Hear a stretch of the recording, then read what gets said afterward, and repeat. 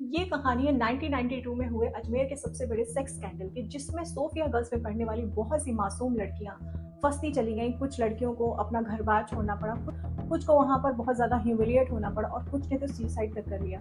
हालात यहाँ तक पहुंच गए थे कि जब भी अजमेर में किसी लड़की की फोटोग्राफ किसी रिश्ते के लिए किसी लड़के वालों के घर भेजी जाती थी, तब वहाँ लड़के वाले सबसे पहले ये वेरीफाई करने की कोशिश करते थे कि कहीं इस लड़की की भी photograph Sophia girls college scandal में तो नहीं मिली। अजमेर के इस सेक्स स्कैंडल की शुरुआत होती है गीता नाम की लड़की और दीपक नाम के लड़के की दोस्ती से। गीता पॉलिटिक्स में बहुत ज्यादा इंटरेस्टेड थी और वो उसी में अपना करियर बनाना चाहती थी और इसी बारे में वो दीपक से अक्सर डिस्कस किया करती थी। एक दिन की बात है जब गीता और दीपक अपने घर की तरफ जा रहे थे, तब वहां पर उनके पास एक कार आकर रुकी। कार में दीपक के जानने वाले थे और ये जानने वाले थे फारूक चिश्ती और नफीस।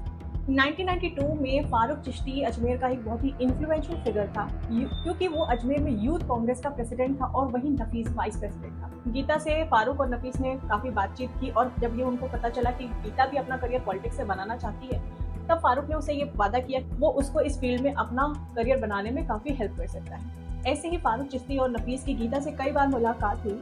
फाइनली एक दिन फारूक गीता को अपने फार्म हाउस पर लेकर गया। गीता को यह बताया गया था कि वहां पर फारूक और गीता के अलावा कोई भी मौजूद नहीं होगा, लेकिन जब गीता वहां पहुंची तो ऑलरेडी वहां पर फारूक चिश्ती के 3-4 दोस्त मौजूद थे, उनमें से नफीस भी एक था।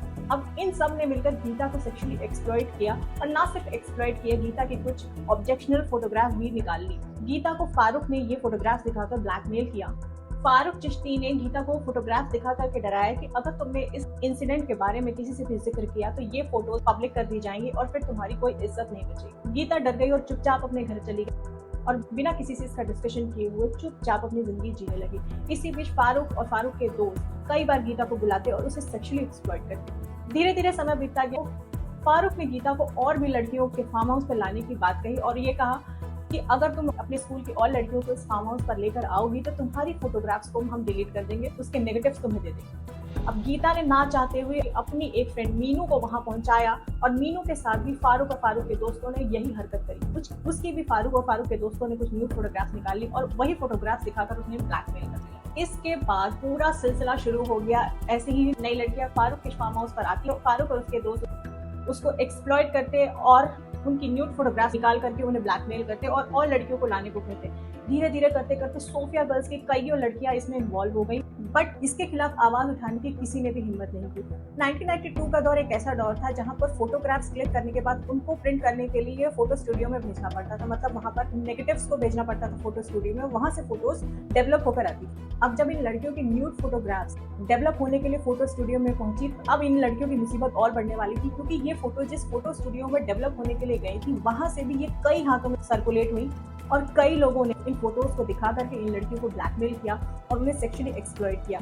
अब लड़कियां चारों तरफ से सेक्सुअली एक्सप्लॉइट हो रही थी। एक तरफ फारूक और फारूक के दोस्तों के साथ ही अपने शहर में रहने वाले अपने जानने वालों से, इसमें उनका टीचर हो सकता है, उनका कारपेंटर हो सकता है, उनका दूध वाला हो सकता है, उनका सब्जी वाला हो सकता है, और इसमें सोफिया गर्ल्स की सैकड़ों मासूम लड़कियां फंस गईं। ये बात सामने आई जब अजमेर के नवज्योति न्यूज़पेपर में काम करने वाले मदन सिंह, जो एक रिपोर्टर थे, उनके हाथ ये फोटोग्राफ्स आई।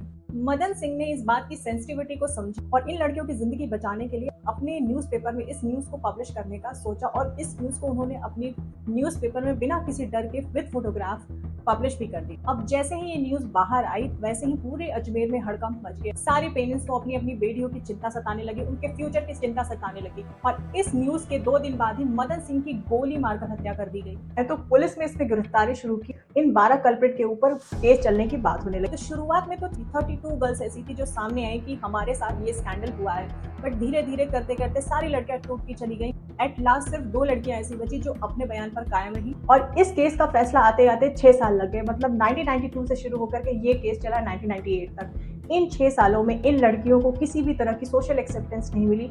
उन्हें मेंटल, फिजिकल और साइकोलॉजिकल ट्रॉमा मिलता रहा। बहुत सी लड़कियों ने सुसाइड कर लिया और बहुत सी लोगों ने हमेशा के लिए अजमेर छोड़ दिया। इनको कहीं भी ले जाने से पहले या कहीं भी इंट्रोड्यूस करने से पहले ये चेक किया जाता था कि इनका भी फोटोग्राफ सोफिया गर्ल्स स्कूल के उस स्कैंडल में तो नहीं शामिल था। इतने सारे ह्यूमिलिएशन के बाद जब बात जस्टिस की आई, उन 12 कल्प्रिट में से 8 अजमेर छोड़कर हमेशा के लिए भाग गए, जो आज तक नहीं मिले। 4 लोगों को 10 साल की सजा दी गई और फारूक चिश्ती और उसके 2 दोस्तों को लाइफ इम्प्रिजनमेंट दिया गया। इसी दौरान 1993 में फारूक चिश्ती के वकील ने कोर्ट में ये अपील की। फारूक चिश्ती के लॉयर ने कोर्ट में ये कहा कि फारूक चिश्ती की मेंटल कंडीशन अच्छी नहीं है और वो कोर्ट में भी अजीब अजीब हरकतें कर रहा है। अब लगभग 250 लड़कियों के रेप और उनके मेंटल टॉर्चर के बाद फारूक चिश्ती को फाइनली 2007 में लाइफ इम्प्रिजनमेंट की सजा हुई। फारूक चिश्ती और उसके साथ अनवर और नफीस को लाइफ इम्प्रिजनमेंट की सजा सुनाई गई। बट इसी बीच फारूक कई बार जेल से बेल बाहर आता रहा।